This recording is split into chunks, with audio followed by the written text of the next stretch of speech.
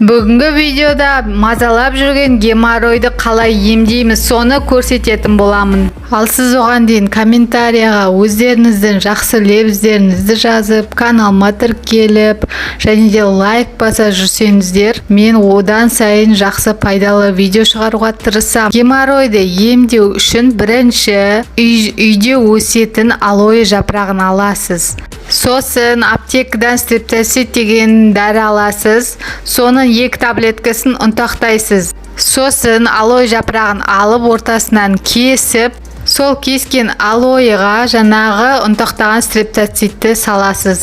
Алоэні бірнеше бөлікке кішкентай қылып кесіп аласыз да, оны кешкісін жатарда геморройға басып қоясыз. Сосын таңға дейін қоясыз, таңда алып тастайсыз. Бұл геморройдың ауырғанын басып емдейді. Егер бұл сізге көмектеспесе, уайымдамаңыз, басқа әдісті жасап көріңіз. Әрбір адамның ағзасы әртүрлі, кейбіреуіне көмектеседі, кейбіреуіне көмектеспейді.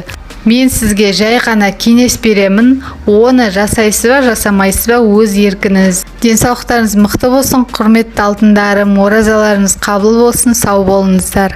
Тоқта алтындар, каналыма тіркелуді ұмытпаңыз, лайк басып және достарыңызға жіберіңіз.